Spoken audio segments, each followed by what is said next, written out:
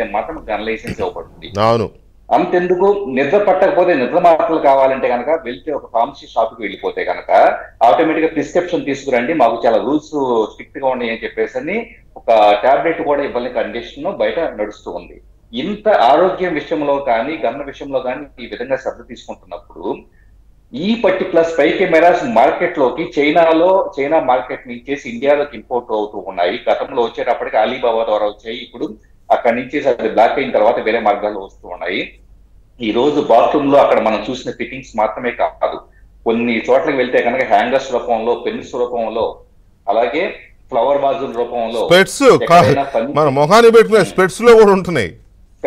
స్పెట్స్ రూపంలోనూ అంటే పూర్తిగా అన్ని రకాల ఫామ్ ఫ్యాక్టర్స్ ఇది కెమెరానా కారా అని చెప్పేసి మనం గుర్తించడానికి లేనంతగా కూడా కెమెరాలు వస్తూ ఉన్నప్పుడు ఇండియాలోకి కెమెరా అనేది స్పై కెమెరా ఎవరైనా అమ్మాలన్నా కానీ కొనాలన్నా కానీ ఎవరు అమ్ముతున్నారు, ఎవరు కొంటున్నారు, సో కొన్న వ్యక్తులు ఏ పర్పస్ కోసం కొంటున్నారు, అలా రికార్డ్ చేయబడిన ఫుటేజ్ ఏ పర్పస్ కోసం వాడతారు, ఎంతకాలం పాటు మెయింటైన్ చేస్తారు, అది డిస్ట్రాయ్ చేస్తారా, అది కేవలం వాళ్ళ ఆఫీస్ పర్పస్ కోసం వాడుతున్నారా, ఈ టైప్ ఆఫ్ నిఘా అనేది ఉదాహరణకి మీడియా అనేది కావాలనుకుంటే మీడియా కూడా 100% ఒక లిజిమేటే కాబట్టి మీడియా అనేది ఫోర్త్ ఎస్టేట్ గా 100% దానికి రైట్స్ ఉంటాయి కాబట్టి they can obtain licence.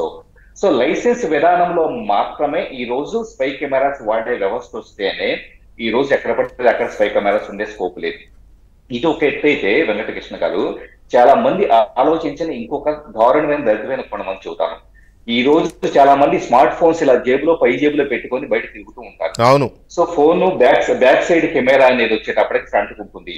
AMB మాల్కో లేదా ఇంకో మాల్కో వెళ్తారు, వెళ్ళేసి అక్కడ కనపడే మహిళలకు సంబంధించిన ఫొటోస్, వీడియోస్ అంతా కూడా కొన్ని అప్లికేషన్స్ వాడి సీక్రెట్ గా రికార్డ్ చేస్తూ ఉంటారు. ఈ ఫొటోస్ ని, వీడియోస్ ని తీసుకొచ్చేసి ఈ రోజు డీప్ ఫేక్ తో మార్కెటింగ్ చేసి పూర్తిగా వాళ్ళకి సంబంధించి వాళ్ళ బ్లాక్ మెయిల్ చేయడం కానీ, పబ్లిక్ డొమైన్ లో పెట్టడం కానీ చేస్తూ ఉన్నారు. సో ఆ ప్రమాదాన్ని అయితే కానీ ఎవరైనా చేయలేము. సో ఎంతో కొంత ఎడ్యుకేషనల్ సిస్టమ్ లో ఈ రెస్ట్ రూమ్స్ ఇలాంటి వాటిల్లో నిఘా ఉండేలాగా ఒక వ్యవస్థనే ఇక్కడ శ్రీధర్ గారు నాకు ఒక అంటే అందరికీ ఉపయోగపడే లాగా ఒక ఇదేంటంటే మహిళలకు సంబంధించి లేకపోతే అసలు ఇంట్లో గదుల్లో ఏ గదిలోనైనా ఇంట్లో కానీ లేదా బయటకు వెళ్ళినప్పుడు కానీ ఆఫీస్లో కానీ ఇప్పుడు సపోజ్ మేము ఇక్కడ స్టూడియోలో కూర్చున్నాం, స్టూడియోలో ఎగ్జాంపుల్ చెప్తున్నా, అంటే ఇట్లాంటి చోట్ల ఎక్కడ ఏముందో తెలియదు కాబట్టి